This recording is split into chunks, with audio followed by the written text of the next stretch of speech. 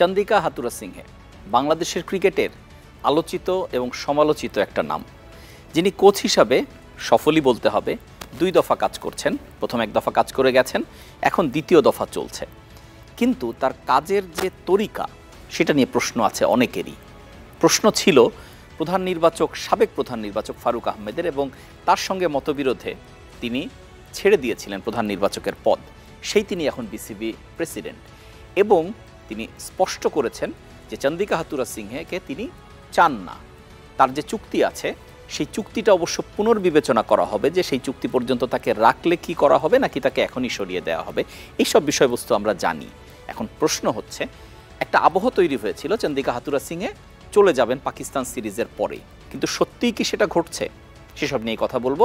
সবাইকে স্বাগত জানাচ্ছি লেটস প্লেতে। আপনাদের সঙ্গে আছি আমি রাকিবুল হাসান। একেবারেই স্পষ্ট একটা সিদ্ধান্ত এখনই পাওয়া যাচ্ছে না, হয়তো একটু সময় লাগবে, কারণ ভারত সিরিজ যেটা সামনে আছে সেপ্টেম্বরের 19 তারিখ থেকে, সেই জায়গাটা যেহেতু বাংলাদেশ একটা সাফল্য নিয়ে এলো, এবং সেই সাফল্যের হেড কোচ হিসাবে কিন্তু চন্দিকা হাথুরা সিংহের নামই থাকছে, এবং তিনি অন পেপার যদি সাফল্য ব্যর্থতা এই কাটাছেড়া করা হয় তিনি সফলই আছেন। ফলে এই মুহূর্তেই তাকে সরিয়ে দেওয়া হবে কিনা সেটা আসলে প্রশ্নবিদ্ধ, এবং আমি ব্যক্তিগতভাবে মনে করি না যে চন্দিকা হাথুরা সিংহেকে এখনই সরিয়ে দেওয়া হবে। যদিও সামাজিক যোগাযোগ মাধ্যমে আগে থেকেই ছড়িয়ে গেছে যে তিনি পাকিস্তান থেকে আসার পরে তাকে ছেড়ে দেওয়া হবে এবং চুক্তিটা শেষ করা হবে না, এবং নতুন কোচ হিসাবে অনেকের নাম বলা হয়ে থাকে। কিন্তু এই বিষয়টা খুবই রিস্কি এই জন্য বলা হচ্ছে যে যেহেতু ভারত সফরের আগে সময়টা খুব অল্প, এবং যেহেতু একটা দল দারুণ একটা পারফরমেন্স করে এসেছে, যে পারফরমেন্স সবাইকে বিস্মিত করেছে, শুধু বাংলাদেশের মানুষ না, পুরো ক্রিকেট বিশ্ব বিস্মিত হয়েছে বাংলাদেশকে দেখে। নতুন একটা বাংলাদেশ যারা টেস্টে পাকিস্তানকে হোয়াইট ওয়াশ করেছে। আপনি ভেবে দেখতে পারেন, পাকিস্তান তার নিজের মাঠে মাত্র 2বার হোয়াইট ওয়াশড হয়েছে, একবার ইংল্যান্ডের কাছে, একবার বাংলাদেশের কাছে। তো এই যে একটা অবিশ্বাস্য পারফরমেন্স, তারপরে তার হেড কোচকে যদি পদত্যাগ করানো হয় বা সরিয়ে দেওয়া হয়, তাহলে সেটা তো একটা ব্যাড মেসেজ দিবে। যদি আপনি ইন্টারন্যাশনাল মিডিয়ার কথা বলেন বা ক্রিকেট যারা ফলো করেন, ক্রিকেট এক্সপার্ট যারা আছেন, সেখানে অনেক প্রশ্ন থাকবে। যদিও বাংলাদেশের যদি আভ্যন্তরীণ জায়গায় কান পাতলে শোনা যায়, চন্দিকা হাথুরা সিংহের যে কাজের তরিকা, সেখানে তিনি অনেক সমালোচনার জন্ম দিয়েছেন বিভিন্ন সময়ে। কারণ তিনি একটা কনফ্লিক্ট বাঁধিয়ে রাখতে চান দলের মধ্যে, একটু একরোখা, তিনি সিলেকশনে অনেক বেশি পরিমাণ ইন্টারফেয়ার করেন। ইনফ্যাক্ট ফারুক আহমেদ যখন প্রধান নির্বাচক ছিলেন, তিনি যে ছেড়ে দেওয়ার ঘটনাটা বলছিলাম, সেই সময় কিন্তু এই নির্বাচন প্রক্রিয়া নিয়েই বিরোধটা হয়েছিল। তখন দ্বিকক্ষের মানে 2 ভাগের একটা নির্বাচক প্যানেল করা হচ্ছিল, যেখানে কোচেরও ডিরেক্ট ইনভলভমেন্ট থাকবে। সেই জায়গাটা ফারুক আহমেদ মেনে নিতে পারেননি সেই সময়, এবং তিনি তার আত্মমর্যাদা নিয়ে তিনি সরে গিয়েছিলেন। এখন যেহেতু তিনি প্রেসিডেন্ট, এবং প্রথম সংবাদ সম্মেলনে তাকে এই প্রশ্নটা করা হয়েছিল যে চন্দিকা হাথুরা সিংহে থাকবেন কিনা, কারণ তাকে নিয়ে দলের ভিতর একটা অস্বস্তি আছে, এই বিষয়ে কোনো সন্দেহ নেই। এটাও সত্যি কথা যে বাংলাদেশ যে আজকে ভালো খেলেছে তার পিছনে যে হাথুরা সিংহেই মূল রোল প্লে করেছেন, তিনিই সব কিছু, বিষয়টা মোটেও তেমন নয়। এখানে অনেকের অবদান আছে, এবং শুধু যে আমরা বিদেশি কোচদের দেখি তারা সামনে থাকে, শুধু হাথুরা সিংহে না, তার আশেপাশে ডানে বামে আরও অনেকেই আছে যারা বিদেশি কোচ। কৃতিত্ব কি শুধু তাদের? মোটেই না।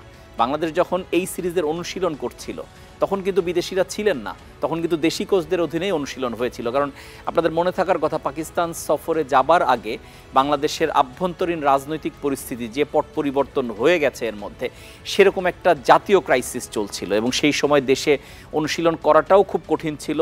তারপরও যতটুকু অনুশীলন হয়েছিল সেটা ঘরোয়া কোচদের অধীনে। ফলে সব কিছু মিলে কৃতিত্ব যে হাথুরা সিংহের তা না, কিন্তু পরিস্থিতিটা এমন দাঁড়িয়েছে যে এখনই তাকে সরিয়ে দেওয়া হবে, সেই জায়গাটা থেকে বোধহয় একটু সরে আসার প্রেক্ষাপট তৈরি হয়েছে। কারণ একদম কাছাকাছি ভারত সফর বলে যদি পাকিস্তানে বাংলাদেশ খারাপ করত, তখনও একটা কারণ থাকতে পারতো বা কারণ দেখানো যেত। এখন কিন্তু সেই সুযোগটা নাই, কারণ একটা বড় সাফল্যের পরে সময় নাই আরেকটা বড় চ্যালেঞ্জ। কারণ পাকিস্তানে বাংলাদেশ যে খেলাটা খেলেছে, এই খেলার ধারাবাহিকতা ভারতে রাখাটা খুব জরুরি, কারণ তাহলেই শুধুমাত্র একটা স্টেবিলিটি আসবে, এবং সবার কাছে এই মেসেজটা যাবে যে বাংলাদেশ সত্যি সত্যি টেস্ট খেলাটা শিখে গেছে, বা তারা এখন একটা স্টেবল দল। কিন্তু যদি ভারতে যে যদি আবার পুরনো বাংলাদেশকে দেখা যায় যেখানে টেস্ট খেলায় বাংলাদেশ একেবারে কমপ্লিট পারফরমেন্স যেটা সেটা কখনোই অতীতে আসেনি, যদি কোনো একজন ভালো ব্যাট করেন একজন ভালো বল করেন কিন্তু দেখা যায় সেটা দিয়ে দলের ইম্প্যাক্ট হয় না। আমরা পাকিস্তান সিরিজে যেটা দেখেছি যে যেখানে যেটা প্রয়োজন হয়েছে বাংলাদেশ যখন একটু চাপে পড়েছে সেখান থেকে আবার কামব্যাক করেছে, যখন পেসারদের কাজ তারা করেছে, যখন স্পিনারদের কাজ তারা করেছে। ব্যাটাররা আপনি খেয়াল করে দেখেন প্রথম টেস্ট যেখানে মুশফিক 191 রান করেছিলেন সেখানে কিন্তু আরও 4টা 50 ছিল।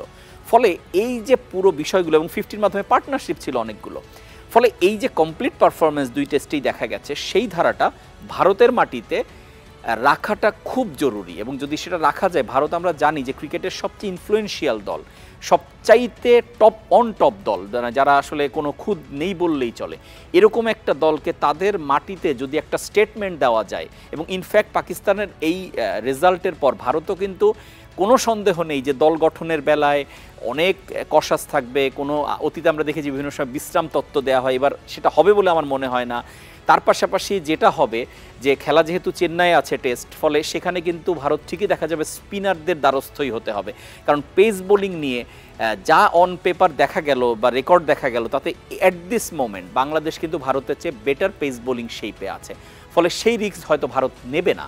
ফলে এই যে ইকুয়েশনগুলোর কথা বলা হচ্ছে, এই সব কিছু ইকুয়েশনের যে প্রথম আলাপটা শুরু করেছিলাম যে চন্দিকা হাথুরু সিংয়ে, যার চুক্তি আর মাস 6 বাকি আছে, ফেব্রুয়ারিতে শেষ হবে 2025, হয়তোবা তিনি সেটা শেষ করেই যাওয়ার একটা প্রেক্ষাপট তৈরি হয়েছে। লেটস সি কি হয়।